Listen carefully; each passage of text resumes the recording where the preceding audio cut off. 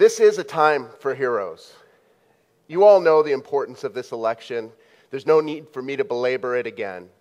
What we need to realize is that it isn't just Senator Santorum and Karen and Governor Huckabee and Bob and all of the folks who fought the good fight and won in the battle to get rid of those judges, but it's each and every one of you. You all played a role. The folks that put up the yard signs, that made the calls, that got out to vote. And that is what we're called to do. Earlier today, we had a little talk about this myth of inevitability, how proponents of same-sex marriage want to convince us that this is inevitable, so we might as well give up the fight. Well, Sun Tzu in The Art of War said, "The greatest victory is the victory of the battle never fought." The greatest victory is the victory of the battle never fought.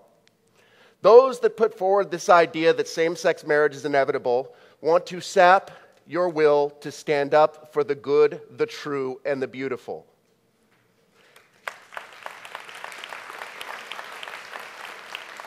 But we have to remember who we are. We have been told we were going to lose time and time again. We were told there was no chance that California would vote to protect marriage. We were told there was no chance that Maine would vote to protect marriage. We were told there was no chance. Never in history had one judge, let alone 3 judges, lost. And if you go back through the course of our history as Christians, what man has said is impossible is possible with God.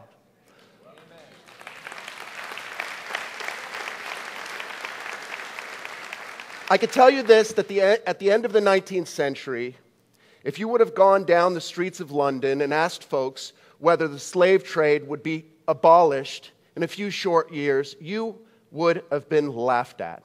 And yet one man and a group of men around him, William Wilberforce, refused to give in to the naysayers, refused to accept that they had no chance. They were heroes. They stood up for the truth. And a few short years later, this great evil of the slave trade was abolished. Fast forward to the civil rights movement. These men and women who stood up for the dignity of all were motivated by their faith. They were laughed at. They were scorned. Did they relent? No. And that is what each and every one of us is called to here. Time and time again, the predictions of the pundits are proved wrong. And often, it's because those that want to redefine marriage or those that want to assault the dignity of human life overreach. They don't stick to the game plan. This has happened in California during Proposition 8 when we were running ads saying that if you redefine marriage, marriage is a public good and same-sex marriage will be taught in the schools. Well, the superintendent of schools got up on commercials, I think about $3 million worth of commercials, and said we were lying, point blank.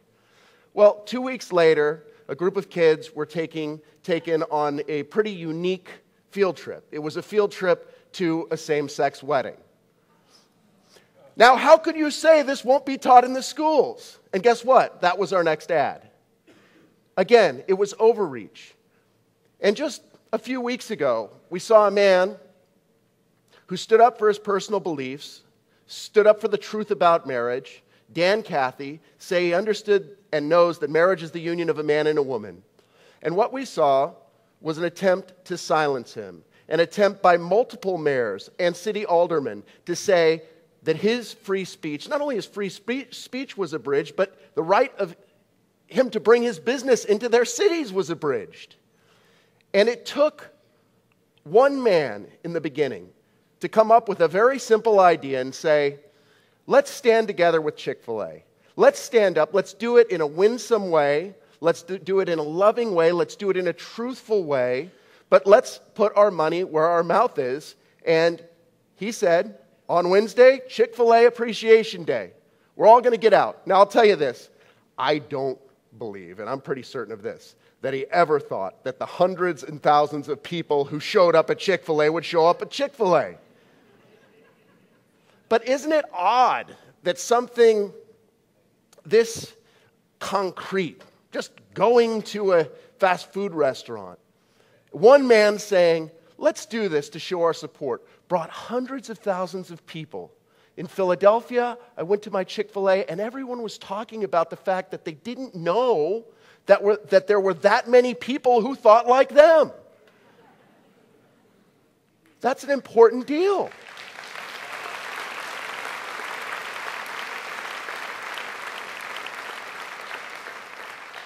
We are not alone, but it's going to take courage. It's going to take the willingness to stand up and accept that you may be called a few names. It's going to take the willingness and courage to speak the truth in love wherever you are. Our history has been replete with things a lot worse than being called a few names. We have martyrs in our history. Can we take being called a few names for standing up for the truth of God's institution for marriage? I think so. So I ask you all to stand up and be heroes for marriage, be heroes for truth.